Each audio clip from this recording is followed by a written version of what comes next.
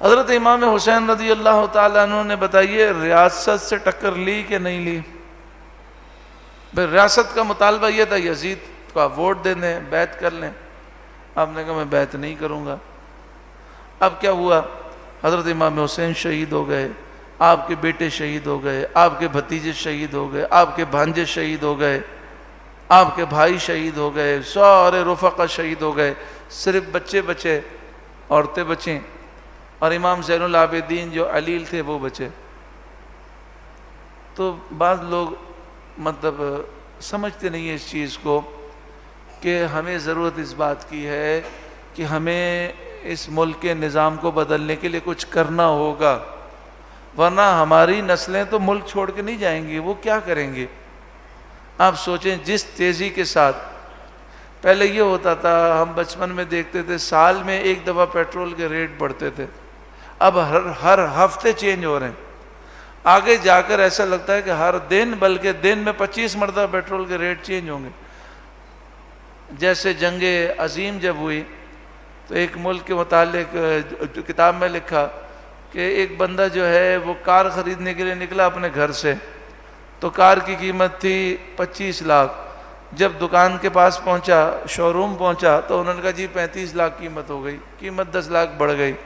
تو وہ دوبارہ گیا اپنے گھر، 10 لاکھ اور لے کر آیا، واپس آیا تو جی 45 لاکھ ہو گئی.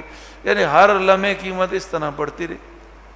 تو یہ تو لٹیرے ہیں، ملک لوٹ رہے ہیں. اور خود ہمارے موجودہ وزیر اعظم کی کلپ مشہور ہے کہ جب پیٹرول کے دام بڑھنے لگیں تو سمجھ جاؤ آپ کے ملک کا وزیر اعظم چور ہے. کیونکہ جب ملک میں چور ہوتے ہیں تو پھر یہی ہوتا ہے جو مہنگائی کا طوفان ہے. ڈالر 175 کے قریب پہنچ گیا، 175 کے قریب. اور جب یہ حکومت آئی تھی تو 90 روپے کا ڈالر تھا.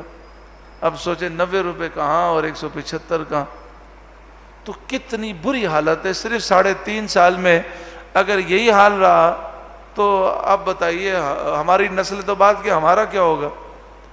تو ایسی حالات کے اندر اب بتائیے اچھے لوگ آگے نہیں آئیں گے، ان ظالموں کا مقابلہ نہیں کریں گے تو ہماری نسلوں کا ہوگا کیا.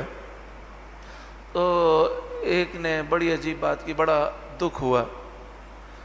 وہ کہنے لگے کہ کیا ضرورت ہے ریاست سے ٹکرانے کی، کیا فائدہ ہوا، سارے گرفتار ہو گئے، سب اندر چلے گئے، یہ کوئی آپ ٹکرا سکتے ہیں؟ تو بھائی اس دور میں سیاست میں آنا ہی نہیں چاہیے. بس آپ اللہ اللہ کریں، باقی حکومت جو ہے یہود و نصارہ کے ایجنٹ کرتے رہیں، آپ اپنا کام کریں. تو دوسرے نے کہا کہ جناب حضرت امام حسین بھی تو ٹکرائے ریاست سے. تو ایسے بھی لوگ ہیں نعوذ باللہ من ذالک، کیا سوچ رکھتے ہیں. ان کی سوچ یہ کہ امام حسین کو بھی ٹکرانے کی ضرورت کیا تھی. نعوذ باللہ من ذالک. کیا فائدہ ہوا، خود بھی شہید ہو گئے، بچے بھی شہید ہو گئے، بھائی بھتیجے بھانجے سب شہید ہو گئے، اور یزید اترا بھی نہیں، یزید کی حکومت بھی نہیں گئی. ارے نادانو، اگر امام حسین نہ ٹکراتے تو آج دین کا حلیہ بدل چکا ہوتا. یہ جو آج دین اپنی اصل حالت میں ہے یہ امام حسین کی قربانیوں کی وجہ سے.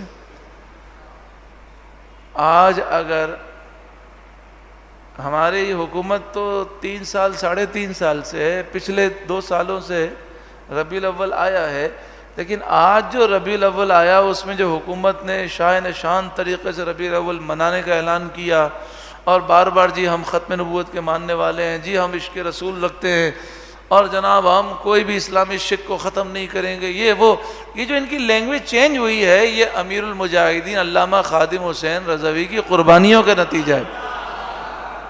یہ قربانیاں ہیں. انہوں نے دیکھا عوام کا ذہن چینج ہو رہا ہے.